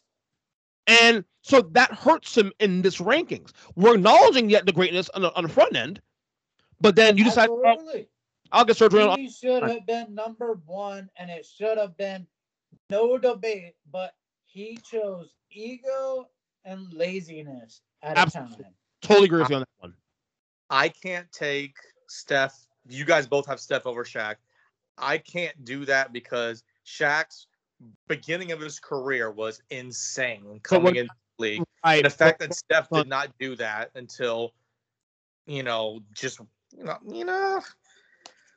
can't do it. There's no way. You're telling me Steph's more impactful than Shaq. Is Shaq number 4 for you, Kris? How many other people grew up to think they could play like Shaq? Of course. People don't. They look at Shaq and go, he's 7'1", 350. I'm never going to be him. He didn't change the game at all except for swinging your elbow down low for an offensive foul. There are tons of guys that are that big, and the fact that how dominant he was. No, they're not. Most centers today are smaller than LeBron James. Or, because the game's changed. And that is because of one man. I have Kobe number 4. Wow. Explain quickly. We have 17 minutes, guys. So just explain. I got Kobe number 4. I just think there are too many bad years where he did not take his team to the playoffs and whatnot, and just to me, that'll always just knock him out of the top 3 for me. 4 for you, Zachary. 4 for me was Duncan. Okay. Go ahead. Explain. Duncan is the guy who literally got every ounce of what he could from his size. What Shaq couldn't do, that's what Duncan did. Those 5 rings are the epitome of a guy who worked harder than anybody at his size in the league and did things nobody at his size was doing in the league. Dirk, he was a small frame. He didn't play down low. Duncan, while he was listed at power forward, he was playing center when it came to defense. All right, that guy took a pounding on the defensive side, playing the center, and then would have to play outside to beat guys on offense. The thing was, it wasn't sexy, but he didn't have peaks and valleys. He just was steady. Oh, 5 rings. And the 1 ring he lost, he should have won that one. Absolutely should have won that one. I mean, I got higher. I got also say the revenge factor is what got them the last one. It drove him. Please, the Heat wouldn't have made the finals. They'd have cracked under the pressure of already losing. Oh Lord. 4 for me, real quick, is Steph Curry. Impact. And as this goes on, if what he's doing this year continues another 2, 3, 4 years, we got to consider moving him up again a little bit, another notch or 2 on this list. The fact is, that's what you had to do. All the projections we did for some of the younger players, and you couldn't even project 1 or 2 seasons out of what is more than likely to happen. So Curry 4 for me. I think this is. I mean, what hurt Curry? I think at this point now going forward. No finals MVPs, number 1. Okay. Number 2, he's had some games, especially in the finals, where he has melted down. He's had a game or 2 in there. The game 7 against the Cavs in 16. He didn't show up. Draymond Green did. He did not. You let Kevin Love take out of the game. And again, it's just one moment, one game. But again, when you're talking about 1, 2, 3, and 4s, it's literally moments that separate the best and the best. That's why LeBron's number 2 all time for me on my list, because of the fact that 2011 happened. Jordan doesn't have 2011 on his resume anywhere, even in losing. That's why. So it's Curry number 4 for me. Number 3, Kris. Shaq. Okay. That is the dominance of pretty much just unreal what he did. Entering the league and going forward, just unbelievable. One of a kind. People don't realize how athletic he really was. He was so dominant. Just insane. Dude, some of the games he's put up, like 46 and 15 and like 10, like just some of the triple doubles of blocks he's had, just unreal. Just the Orlando years tell you that. He was so good at LA, you forget how good he was in Orlando. That's what I'm saying. The beginning, the thing about what you guys are forgetting is when he came into the league, he was top 5 already. Yeah, he was. Yeah. He was top 5, and he rarely got better. Like he could get outworked by Hakeem. He could get outworked on nights by Patrick Ewing. He goes out west. he's still facing Tim Duncan and David Robinson and getting outworked on certain nights. I will say as much though that his dominant years in LA, the 99 to 2002, 2003, at a time where centers were no good centers really in the league. By that time, Ewing and Olajuwon were already being pushed out. Robinson was on the way out, so he got really dominant in that year. He got bigger too on top of that.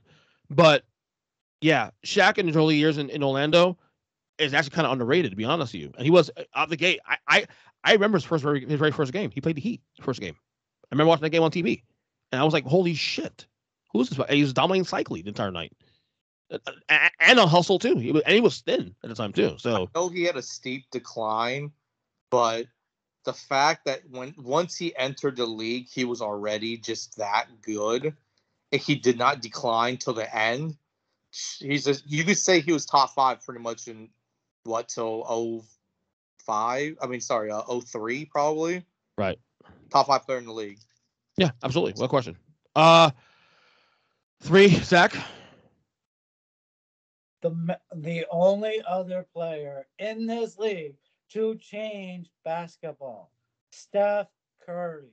You got 100. Everything, but all we had to do is project out this season. Say they keep going this way, right? The records, the scoring. He's gonna win another MVP. He's the leader right now with a bullet. They are now becoming the pick to go to the finals out of the Western Conference. Right. Right?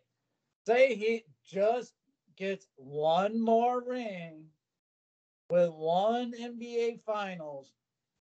Where does that go for his legacy? He gets a final MVP. That's what changes it for me. He has 3 rings right now as it is. You get a final MVP now on top of the finals, top of MVP. That changed everything for me personally. For me, it impacts really the all-time discussion, really, honestly. So we project out a little bit longer for Kevin Durant. We projected out for the Greek Freak. Some of us projected out for Paul George. But he was number 20. 2 years of projections with Curry. And there's no argument that he's number 3.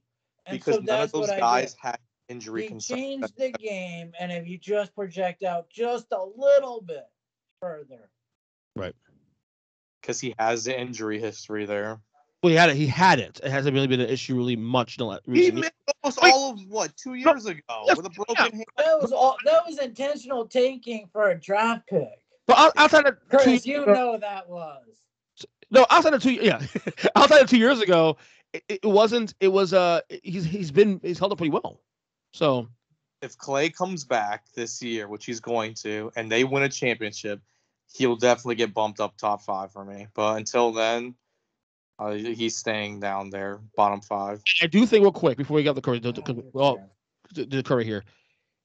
I think we all agree that Magic Johnson's number 1 all-time point guard, and Curry came number 2 in the last couple of years, passing Isaiah Thomas. While I agree that there's still a gap between Curry and Magic, I do think if Curry does the things that Zack has said, like wins the Finals MVP, another championship, all that, it becomes a discussion now because the one thing Curry has over Magic now is longevity. Wasn't Magic's fault. You got HIV, but you played. You just. Well, I think technically it was because you have to do this. I know.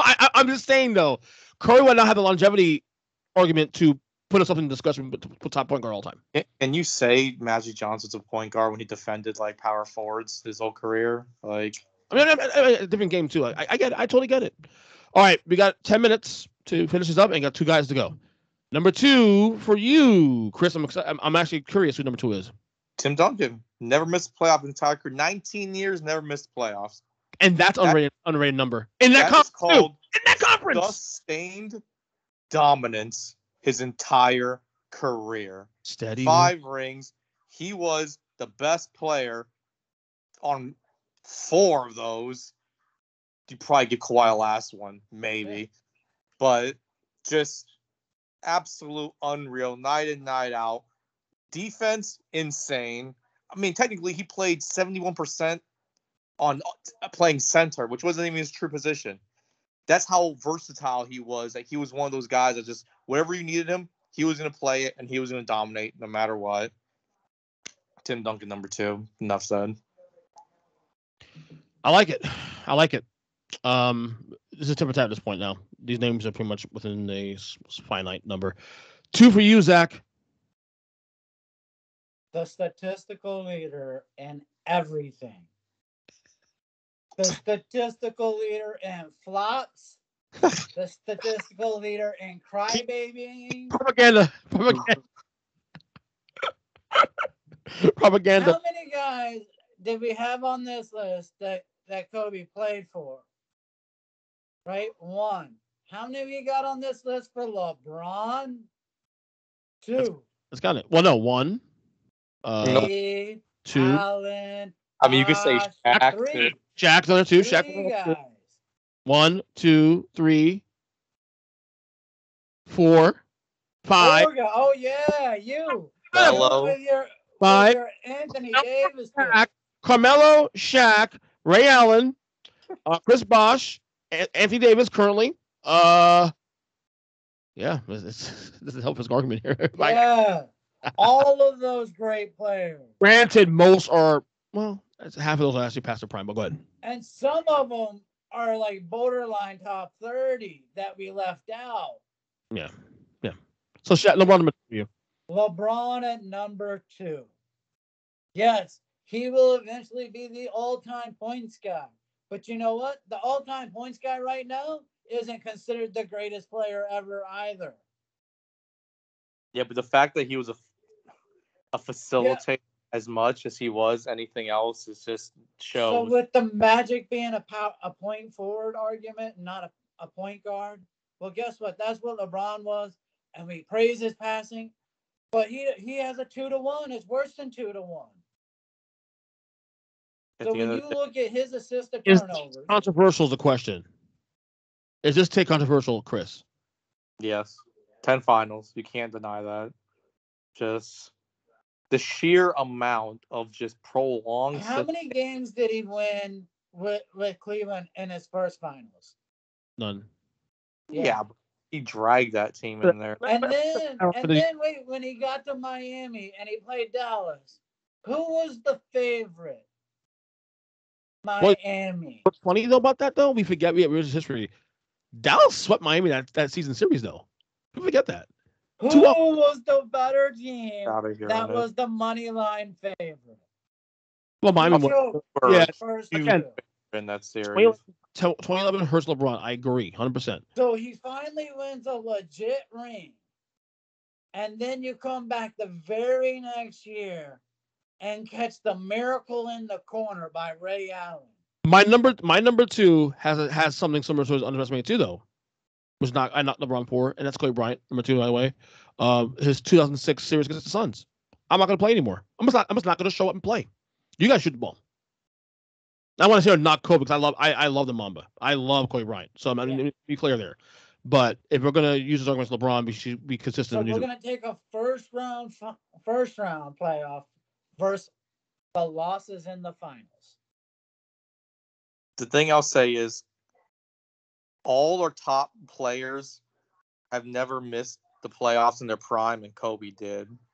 And that's always going to knock. Kobe got sacked with the team at one point. Smush Parker was in the starting lineup. It's crazy hearing and that's in his prime. Long as I don't use Zach, it's so weird hearing you defend Kobe the way you do now. Because 10 years ago, you wouldn't have done this shit. Because 10 years ago, I projected LeBron to be the greatest. But you know what he did? He choked in Miami when he had the best players in the league on his team. He has choked in LA other than when he got a bubble so everyone could heal up. I get your point. You made a valid argument. I ain't gonna lie to you. You made a valid argument of that. I don't agree with you and whatever, but Kobe number 2 for me. Number 1, this will be pretty easy. I got LeBron number 1. Chris, you got LeBron number 1 as well? LeBron number 1. You got Kobe number 2, Zach? Kobe. This was fun. I gotta say, Paul Gasol, only other guy on the list after Shaq. And technically, based on my list, nobody played with Kobe on my list. Yeah. On my list. Well, Shaq, yeah. Oh, Shaq. Wait, Shaq did. Wait, hold on. Let's not forget that Shaq was the best player on all 3 finals teams. So I don't even count, like, Shaq was best player in the league at that time too. Yeah. So let's slow down there too. But I see Zach's point though. Don't agree with him, but hey, we did this all in one shot instead of waiting 2 weeks to do this. We did it all in one shot. All right. That was good. Who's the hardest guys to keep off your list for you? Say it again one time. To keep off the list. Honorable mentions, yeah. Vince Carter, Grant Hill. No, Grant Hill. Well, Grant Hill's career. If Grant Hill stays healthy, he's top 10 player all time anyway. Top all time, not just all. Yeah, he's a Bo Jackson guy. So it took me a while. He's got to keep off the list. Honestly, for me, as I said, played like 21 years. Like that was a tough one for me. You know who I considered actually at one point? He was actually made the list, the preliminary list, and actually made 25 for a couple minutes, and then I said, that's a stretch. Joel Embiid. I was happy Chris put Chris Webber on there because he was tough for me to leave off. Chris Webber wasn't that tough for me, honestly. I mean, Webber's a great player. Loved him, Michigan. Your recency bias. You're this is the greatest talent. I think that's what, when you were saying that, Zach, that we're going to have that, I had more OG guys than anybody on the list. Well, I'm gonna put off. You just didn't have them in the right spot. I'm gonna try to put a list on social media, and let the people out there judge this list accordingly. Who made the better? Rose by the end of his career, if he keeps it up, could be somewhere there. I think at the end of the day, and we'll close out real quick. If I could make some adjustments with my list, I would move J Kidd up. I would probably also maybe even you move Giannis up a little bit. Yeah. I mean, when we start projecting who could win more, if I factor in Giannis getting another ring, I think he is number 6. He's the first guy out of the top 5.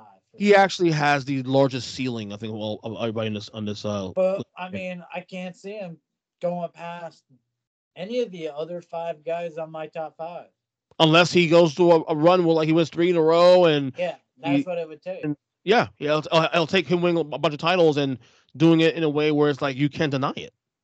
Yeah. But doesn't the loyalty of staying with his team and not running away like all the other guys have, that's what got Duncan to number 4 over Shaq. Well, got me number 3. Duncan should. Dirk never missed the playoffs in 19 fucking years. That's insane. Every year though that he was making it, he had a different, better player. Starts out with David Robinson, who was still a top 3. And they won that first ring. This is what's weird about this too. On my all-time list, I have Timmy ahead of Kobe. But now, granted, Tim's number 7, Kobe's number 8. So you can really say 7A, 7B. So it's really 2A, 2B with Kobe and Tim, honestly. So Tim always be number 2 above Kobe. Better defensive player, just better all-around team player. Kobe made the defensive team 9 years. No, that was for media purposes. It wasn't real. Anyway, and Duncan was really fast on his feet against all those lazy centers in the league. Absolutely. We'll do another one of these very soon. Maybe do a top 10. Who were the big name centers after Shaq left the West? I can't remember. Oh, he played with all those dominant 4s. Dude, he was knocking out Amari in his prime. Those Amari Nash years where they were dominating. Yeah. Who kept Nash and Amari out? Tim Duncan. Yeah. I believe Shaq did too a couple times. But it's just there was Tim Duncan, no matter what position you put him up against, was just dominating. Yeah. Zach, Kris, it was a lot of fun. I'm glad we got it all one shot. We didn't plan to do one shot, but it worked out to where hey, we got an hour ahead of us and only 13. Let's just go for it. You know what I mean? Get out of the way. Yeah. We'll do one of these soon, probably next couple months. Another one of these ranking things. I like this. Is really cool. Nice little part. Fun. All right, guys. We'll talk to you soon. Okay. Hey. Also, Sunday. I think I'm clear for Sunday to hang out. Oh, all right. Okay. I think my mom said she'll be able to watch the kids. So. Nice. I got off Sunday night, so. It works Sunday day? No, I always have off Sunday day, but normally I work at night. Oh, okay. No, but it'll be about 1 o'clock. 1 o'clock will be the 1 o'clock games, of course. So, all right, guys, we'll talk soon. All right. Next. All right, bye.